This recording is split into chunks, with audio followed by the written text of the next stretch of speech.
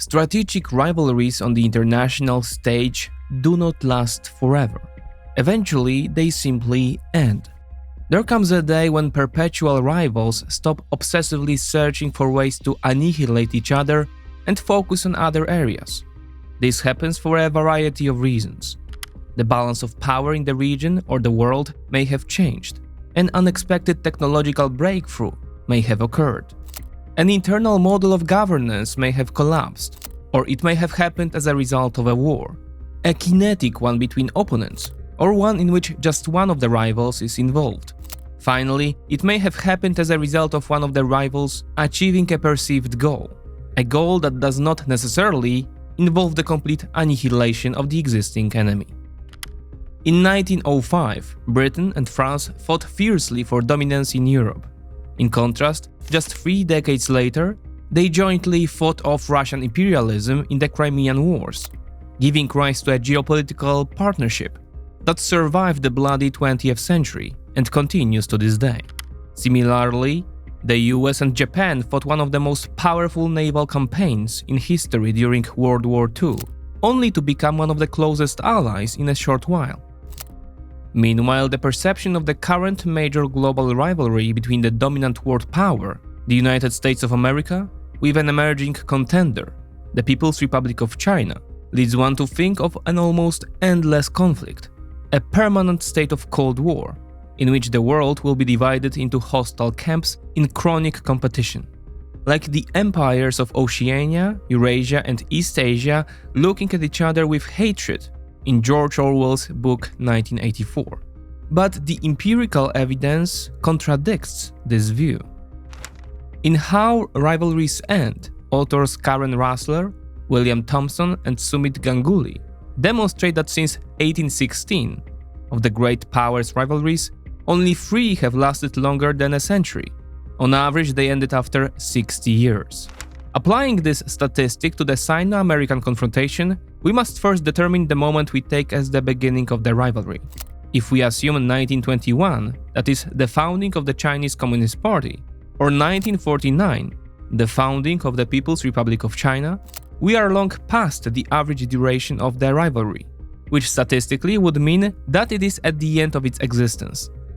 However, given the Nixon period and the subsequent economic relaxation between Washington and Beijing, such an assumption would be unwarranted. Realistically, 2001, that is China's entry into the World Trade Organization, or 2008, that is the economic crisis, marking the end of the era of hyperglobalization, better indicate the beginnings of strategic rivalry. This means that we are already past 1/4 of the rivalry period, or that we are even approaching the halfway point. This rather unintuitive thought is nowhere near the permanent state of war, often predicted for us in the coming decades or even centuries. However, the rivalry will certainly not end in one case, when we do not know what will characterize its end. In such a version, it could drag on indefinitely. There are as many opinions as there are opinion makers. The more aggressive, hawkish arm opts for the classic winner-takes-all form of game, while the balanced owl camp seeks to argue that by opting for a strategy of competition with cooperative elements, both powers will better serve their national interests. Hawks or owls? Who is right? And how do the two sides define the potential end of the Sino-US strategic rivalry, which will certainly not last indefinitely?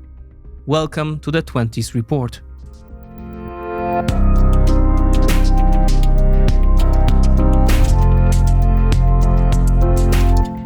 Consider leaving a like if you enjoyed the video to aid the algorithm.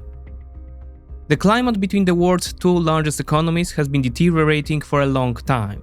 The Americans went through periods of rising awareness of the Chinese challenge and tried to persuade Beijing to play by the rules set by Washington.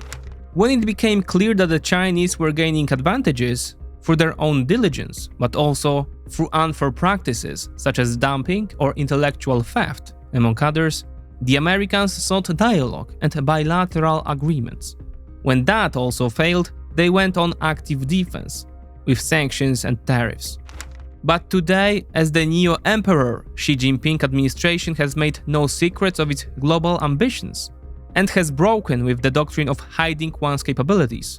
Washington is facing demands of an ultimate nature that it has not faced in 75 years, including a hot war in the Pacific, in defense of Taiwan or allies in the region. For clarity, let's go back to basics. Why are the Americans and the Chinese at each other's throats? And why is the war between the two powers, as some call it, a self-fulfilling prophecy? One must realize that the way the superpowers see the world is different from the way the average person does. The ultimate goal of any state, regardless of size, is one thing: survival. Small and medium-sized states facing this challenge first try to balance their position in the regional environment, while at the same time striving over maximum productivity to increase their chances of endurance at the moment of trial. But large states, especially the superpowers, see it differently. Of course, they do the same as smaller actors, but their power and potential allow them to actively influence the entire system in which the world operates. At this level of causality, actors treat the game as a limited set. Let's look at this mechanism as a game with 100 chips. If a chip falls to a rival, automatically it means that I don't have it. If the rival collects more chips, it means that he's playing the game better and can influence the global system more effectively. If he takes all or almost all of my chips, I am threatened with the worst consequences. See the collapse of the Soviet Union. Some call this process a zero-sum game, a term used primarily by representatives of the realist school of international politics. That this is not the only way to interpret reality is a subject for a separate episode. But the fact is that this is often how reality is perceived in the cabinets of Washington or Beijing. Especially when two ideologically different camps are competing, the success of one automatically means the systematic failure of the other. The success of China's mix of autocracy, communism, and Confucianism naturally undermines the foundations of liberal democracy, on which the Western order is based, and vice versa. Even today, people in the West wonder sometimes if the Chinese model isn't better, because China has grown so quickly to its current power. In practical and geographical terms, this means that the US is always trying to control the key economic and strategic choke points of the world. This is because they realize that this is where the foundations of the entire international system, the aforementioned game, lie, including their own might as a superpower. This is why the Americans fought wars with the Spanish or the British, first for control of North America and later for the entire Western Hemisphere, recognizing that this was a necessary step for American strategic interests and the accumulation of more chips. This is why the Americans entered the First and Second World Wars. Theoretically, they may have considered these to be distant conflicts, not worth the bloodshed, but recognizing the historical and natural productivity advantages of the combined continents of Europe and Asia over North and South America, they could not allow a unified force to emerge in the region that could undermine the global position of the emerging American superpower.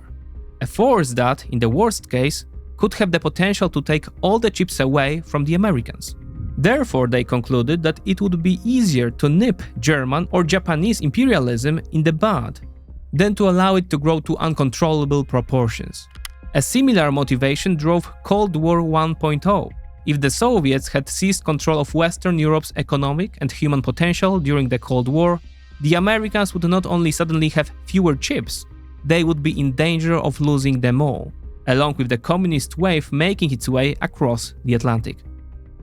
In other words, the Americans, retaining control over the world's major economic keystones, treat as their main strategic interest, and that means countering the emergence of competing centers of power, especially in places where the world is most productive. Today, the Asia-Pacific region accounts for 2/3 of global GDP growth and about 40% of total global GDP. That's about as much as the European Union, 16%, and the United States, about 25%, taken together. When a dominant power sees that this potential can be dominated by a single player, it naturally steps in to contain its growth. This manifests in economic wars, rearming itself and its partners, forming containment coalitions, or proxy wars. Meanwhile, the emerging contender, not without its own rationale, treats these actions as hostile, threatening its existence. So it actively undertakes its own empowerment efforts. China is carrying out the largest and fastest military buildup since World War II. Is actively engaged in challenging the current order created by the Americans, and is using its economic power to radiate to the region from its position as the chosen one of the heavens, as the Zhongguo Emperor has always referred to himself. In this process we come to the chicken or the egg kind of problem. Is it China's dishonest practices and hostile actions in the international arena that provoke the Americans to respond? Or is it the Americans who, by meddling in China's development, have made it necessary for China to respond? Each camp has its answer to this question, and generally, both sides have logical arguments on their side. Nevertheless, this is irrelevant. On the ground of realist school geopolitics, right or truth is merely a tool used to win in a zero-sum game. In this light, both sides are right because they are fighting over limited resources. We can only seek rationality at the level of individual perception. I or you may think that one of the powers has the right to act in this way because we consider its model of governing society to be closer to the truth. Truth understood as a way in which states should organize the lives of their citizens, the way closest to human nature and internal growth. Ultimately, any one of us can imagine the victorious entity exporting its own dominant ideology to weaker actors, making them adapt it, because it helps the victor managing the game it has created, and contributes to its primary goal, the survival of the state in the best possible position. So the cynical view that the reality school often dictates is therefore often mixed with the perspective and views of the individual. It is no different now. In almost every case of conflict of interest at the level of states, we will find in the commentariat two positions of approach to a given problem, the sharper and the smoother. The former are usually called hawks. The latter let's call owls. It is by no means the case that one of these positions is more appropriate and dominates the other. It all depends on the conditioning of the moment and the appropriate balancing act. Every cultural group and power center has its default position. Just as escalation or tooth-for-tooth tactics is usually the way to go for Russian or Israeli policymakers, EU leaders find it difficult to act decisively and set firm limits when necessary. In both cases, overreach is usually costly. This is no different for the United States and China, which, by the virtue of its own resources and the far-reaching effects of its actions, have perhaps learned the best in the world to combine the two positions. American culture and rapidly achieved dominance on the global timeline naturally predisposed Washington to a hawkish position, but maintaining the world system required at the same time an owlish balancing act. However, when there is too much balancing and retreat, the hawk wing is naturally activated, thereby creating an automatic control mechanism. We also see this in the case of China. Power is the answer in the US competition with China. The title of Michael Matza's article for Foreign Policy essentially says everything about the author's attitude to the rivalry with the People's Republic of China. The author begins by recalling the text of Melvin Lefleur, who wrote that the United States inherited a, quote, strategy of preponderance after World War II. Lefleur pointed out that, quote, preponderance did not mean domination. It meant creating a world environment hospitable to US interests and values. It meant developing the capabilities to overcome threats and challenges. It meant mobilizing the strength to reduce Soviet influence on its own periphery. To seek less than preponderant power would be to opt for defeat. On this basis, Matza draws an analogy to the present. China, by this definition, seeks its own preponderance, which means limiting US interests and values in order to create better conditions for the interests and values promoted by the Chinese Communist Party. Quote, "We will resolutely safeguard the security of China's state power, systems, and ideology," Xi Jinping said in 2022 at the 20th Party Congress, somehow confirming the author's conjecture. Matza is echoed by Matt Pottinger and Mike Gallagher, In the article, No Substitute for Victory. Quote, "The United States shouldn't manage the competition with China, it should win it." And later, "Washington will need to adapt rhetoric and policies that may feel uncomfortably confrontational, but in fact are necessary to re-establish boundaries that Beijing and its acolytes are violating. That means imposing costs on Chinese leader Xi Jinping for his policy of fostering global chaos." In a similar vein, Matthew Kroenig commented in FP, quote, "In any other competition, such as the 100-meter dash, the purpose is not just to manage, but to win." To potential critics, American hawks basically say, look around you. Your, that is the Americans, prosperity is based on the existing world system, which is broadly based on Western values, democracy, civil rights, freedom of speech, and so on. Meanwhile, what does China do? They support all the actors who most viciously attack and oppose these values and this system. Labor camps and no opportunities in North Korea? China is here to help. 30 years of one-man dictatorship and brutal suppression of any opposition in Belarus? Sounds like the way to go for that country. Let's have a joint exercise in Europe. Bloody religious fundamentalism in Iran? No problem, let me buy your oil. Or finally, attacking a country 10 times smaller, kidnapping or killing its children? That's nothing. The Sino-Russian friendship is stronger than that. So the hawks, not unreasonably, make it clear that all the problems of the Western world today essentially have one source: China. The most important characteristic of the world is inward chaos. Pottinger and Gallagher recall Xi's words in 2021, adding that Xi considered this a positive phenomenon for China. It would therefore not be an abuse to call the Middle Kingdom a modern-day sponsor of chaos. A subdued American attitude toward the Chinese characterized virtually the entire previous decade. How did it end? On February 4, 2022, Vladimir Putin and Xi Jinping announced the formation of a strategic partnership, quote, "without limits and without prohibited areas of cooperation." Most observers believe that Vladimir Putin then finalized his plans to invade Ukraine, which happened 3 weeks later. He may also have informed his Chinese counterpart of his intentions.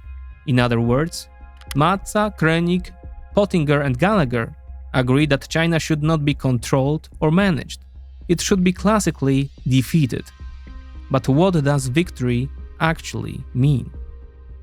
George Kennan wrote in 1947 that US policy was designed to, quote, "promote tendencies which eventually find their outlet in either the breakup or the gradual mellowing of Soviet power." George H.W. Bush, on the other hand, said that the American goal was a Europe free and at peace, and that this required a successful partnership with the USSR or its disintegration. Goal achieved. Option number 2. Today, the Joe Biden administration's national security strategy speaks similar language. Without placing Europe at the center of the challenge, it seeks, quote, "to achieve a better future of a free, open, secure and prosperous world." Matza adds a US perspective to this definition. A world in which the physical safety of the American homeland is secured, the American way of life thrives, and the American people prosper. Of course, the main obstacle to achieving this goal is China. The means to defeat the adversary are clear in the eyes of any hawk. Investing more and more wisely in the military, exploiting economic advantages, de facto escalating the trade war, building alliances around China and pushing partners to shoulder more of the burden, and fighting for the developing world, and not abandoning the idea of promoting democracy and standing up to growing autocratic tendencies. When properly implemented, as Pottinger and Gallagher write, quote, "China's communist rulers would give up trying to prevail in a hot or cold conflict with the United States and its friends. The Chinese people, from ruling elites to everyday citizens, would find inspiration to explore new models of development and governance that do not rely on repression at home and compulsive hostility abroad." The researchers add that the best US strategy, which found its ultimate synthesis during the Reagan years, was to convince the Soviets that they were on the road to failure, which in turn exacerbated doubts about the entire Soviet model of governance. Mazza even writes, quote, "The grand prize for China's people is a liberal, democratic China in which the Chinese people can live prosperously, freely, and peacefully. This would be the result of an effective preponderance strategy." Matthew Koenig, on the other hand, points to even more direct definition. Quote, "Winning means getting to a point where the Chinese government no longer has the will or the ability to harm vital US interests. In other words, Washington should aim for the capitulation or incapacitation of the Chinese threat." Koenig sees three ways to achieve this goal. First, the Americans can simply do everything better than the Chinese, defeat them in the standard competition in all areas: economic, technological, ideological, demographic, diplomatic, and military. If the US does this, the Chinese will naturally lose the will for further confrontation, and the strategic rivalry will come to an end. It would be a classic rivalry of systems, reminiscent of the days of the rivalry with the Soviets. The second possible path could be to convince the Chinese leaders who come after Xi, the author believes that the current leader's views will not change, that the path of conflict and confrontation with America and its partners is too costly, and they will simply choose the path of greater accommodation and cooperation. Logically, option 2 must include option 1. Only empirical evidence could convince the Chinese that a change in approach is warranted. The third way is the drastic option: internal collapse or even disintegration. The author argues that autocratic regimes are fragile, and China today spends twice as much on internal police forces as it does on the army. In the case of the US, these proportions are reversed. China's major internal problems would naturally end the strategic rivalry, and the hegemon would defend its position. But for Michael Mazar of RAND, this definition of victory is suboptimal. He believes that seeking victory over China in every area will not only fail to end the rivalry, but may even lead to a permanent state of confrontation. Mazar adopts a balanced attitude towards the aforementioned opinion makers, which allows us to place him in the camp of the owls. The author quotes the words of Jake Sullivan, the current National Security Advisor, who wrote in an essay for Foreign Affairs in 2019, quote, "Rather than relying on assumptions about China's trajectory, American strategy should be durable whatever the future brings for the Chinese system. It should seek to achieve not a definitive end state akin to the Cold War's ultimate conclusion, but a steady state of clear-eyed coexistence on terms favorable to US interests and values." Unquote. A permanent state of strategic rivalry. This is the idea of one of the most important people in shaping the global security agenda.